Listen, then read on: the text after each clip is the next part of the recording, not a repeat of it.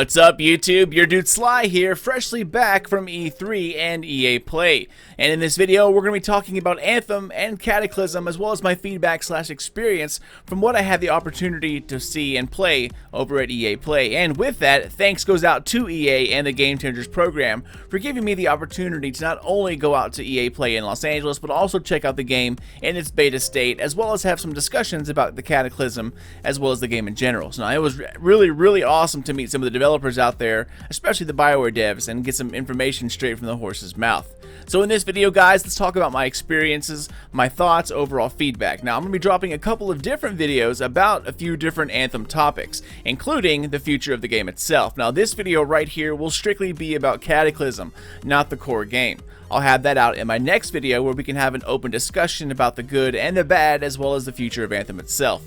So without further ado, guys, let's get into it. And the first question to answer, I know I'm going to see it all over the comments. Tell us what's next. What did you get to play that's after Cataclysm? Is it cool? Awesome? Is loot fixed? The answer to that, I have no freaking idea, guys. I was rather disappointed to find out that there would be no sneak peek at what's next. Even if it was just simply on paper or in a discussion. We only played an updated version of Cataclysm that's in the PTS. That was it. The reason why? Nothing else is built yet. I mean, I've seen tons of articles about BioWare drip feeding pre-made content to its public, but that's not the case, guys. You can't drip feed what isn't there. They are literally building stuff and releasing it as fast as possible while making sure it plays right and is relatively bug-free. I myself actually asked the developers why they don't just bag all of the stuff together, all the updates, and just drop it at once. And that's the reason why, guys, because they're still building it. I mean, it would take too long to build this and then build that, wait for everything to be done, and then drop it all at once. They actually want to honor the content drops they talked about in their updates before Anthem even launched. They received enough bad press as it is, and they will deliver it as quickly as possible and as efficiently as possible while maintaining playability. So the reason why they're quote-unquote drip feeding everything is because they're building it and then releasing it as soon as it's done. It just takes a while. And like you guys, Anthem didn't hit home for me either, but in reality, Anthem is a game that's barely 3.5 months old, going on 4 months. I mean, it came out in mid-February. Here it is June. I mean, close to 4 months total. Games like Destiny took over a year to make it better. The Division, even longer, almost 2 years. So while I do want more content, just like everybody else, this is a problem only time will solve. And like it or not, we have to let the developers work to make those things happen. Now, if you remember my review of the game, I was rather critical of it. While I stand by my statement that Anthem is fun as hell when you have 3 of your best friends together, it does get boring rather quickly after you play the game for a while. And if you're by yourself and have to matchmake, it comes even faster. Now, I'll dive into the future in another video, but let's move on to Cataclysm itself. So if you have access to the PTS and you've tried Anthem's newest endgame content, Cataclysm, then you've played exactly what I did at EA Play. In fact, if you were playing the PTS while E3 was going on, you might have seen us in there. Names like, EA Play 043 or something like that. Those weird usernames were us playing the game. So unfortunately, I do not have any new information to give you guys, something I was not only shocked to find out myself, but personally kind of bummed out by as well. I mean, Anthem has potential, guys. It really does. And I was really hoping to see what's next, but unfortunately, they did not give it to us, nor would they tell us what's next. So Cataclysm is what I call a good first step, quote unquote. I mean, it's a piece of an endgame that is meant for existing players and existing teams to go in there and find every secret that you possibly can. As you know, Cataclysm has a rather short timer, but trust me when I say that that timer can be extended by an enormous amount. There's so much hidden things inside Cataclysm that I now see why it's taken so long to properly finish this. There are hidden puzzles, secret score multipliers, secret things to fight, secret passages, scannables, and of course, the objects themselves. Now, so for those who are new to Cataclysm itself, think of Cataclysm and BioWare devs, sorry if you hear this, but think of it kind of like Destiny's Menagerie, right? Even though, they've been working on this same time Menagerie's coming out, it's an area that has 8 zones, and each with a unique mechanic for you to fight and to solve.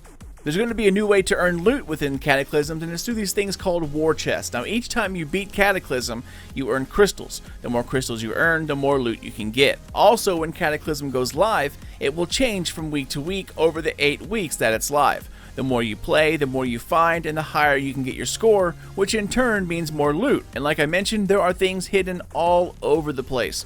Ways to get your score multiplier up, ways to fast travel to other locations so you don't have to fly, shortcuts, hidden objectives, etc. I mean, it's absolutely packed. And just like my first statement, when you go in with a team of 3 friends, it is a ton of fun, guys. It really is. But you have to know Anthem. If you go in solo or use matchmaking, it really dampens the experience. This is definitely not a new player activity. Communication is going to be absolutely crucial for Cataclysm because it is endgame content, and matchmaking, just really isn't known for its communication-friendly atmosphere. The puzzles are really not that hard, however, it does take time to learn how to do them correctly, and in a few instances, a couple of sentences can save you 10 minutes of trial and error. So I highly recommend you play with friends, or if you matchmake, try and make up like a Discord group. Make new friends. It makes the experience so much more enjoyable. If you go in there by yourself hoping that you and your randos are going to get these puzzles finished, you're just going to be disappointed. So that is one negative about this, is that it's really meant for a team of friends. That when you guys communicating, talking it over, how to do these puzzles, how to do them more efficiently, that's when it really becomes fun. But if it's not like that, more than likely it's going to be a little bit of a downer. Now, the boss fights are fairly fun, but they're no different than simple, stronghold boss fights. The timer clicking down during puzzles can also get your heart pumping a little bit, something the end game was rather missing. And if you're a show-off, the leaderboards will also allow those who have the most OP build to show off their skill and scores to the world. As you and your team become more efficient, the higher your score, and hopefully you can get to the top of those leaderboards.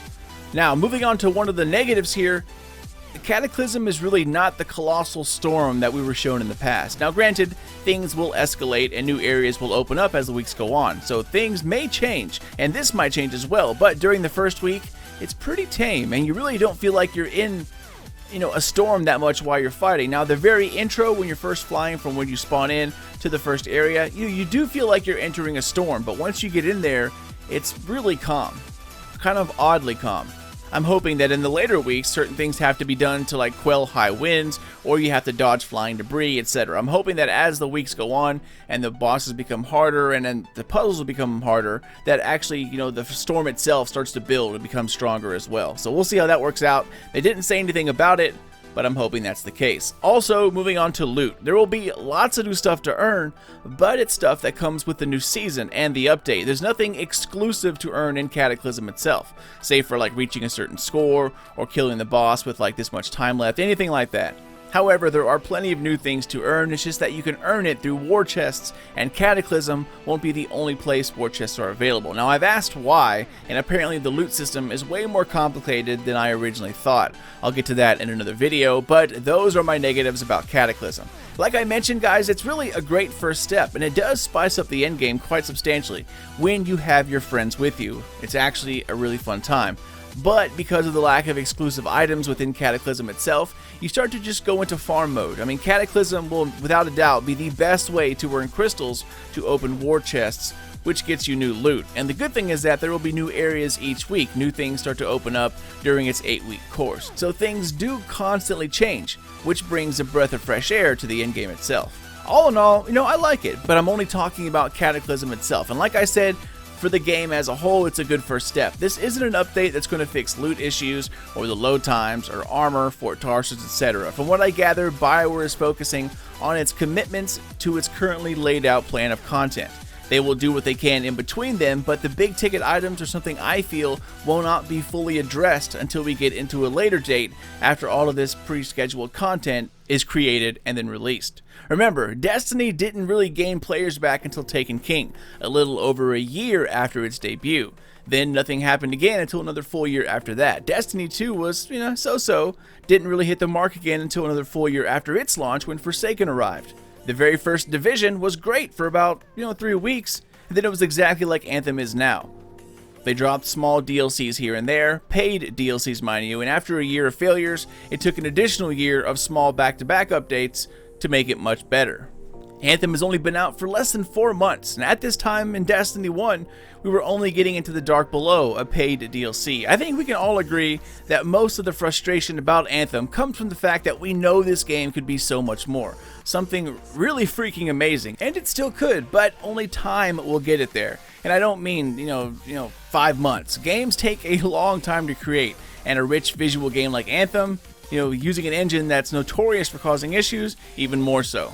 While Cataclysm doesn't solve Anthem's biggest problems, it's a small step in the right direction. A small update with decent quality of life changes, a new activity to dive into, and most importantly, more time passed for BioWare to make the large background changes that Anthem needs. So that is really about it, freelancers. The update is free, so when Cataclysm officially releases on all platforms, I would definitely urge you to go and check it out. If you like the Menagerie in Destiny 2 or dungeon crawler games that have small puzzles, Cataclysm is kind of right up there, right up the alley. While it may be missing some of the things that I believe could have made it much more engaging, I at least know that the devs tried to implement every single one of my things that I commented on, but could not due to technical reasons or the engine itself. So that gives me hope for the future of Anthem, because it does need a little bit of love right now.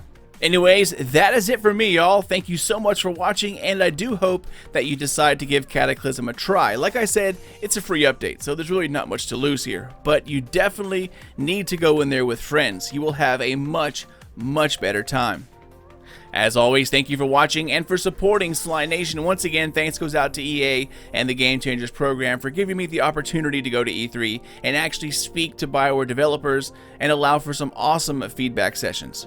Feel free to check me out on Twitter or Facebook at Sly Nation or Sly Nation Gaming on the FB. If you're new to the channel, then welcome my friend. Subscribe for lots more Destiny 2, Anthem, Cyberpunk, and Fallen Order news, as I'll be diving into all of them in depth here very shortly. Now, if you've actually tried the PTS and Cataclysm itself, comment down below and let me know what your thoughts are, and constructive criticism is always welcomed. Take care, y'all, and keep those eyes open for more vids coming out soon, but until then, this is your dude Sly, and I'll catch you all next time.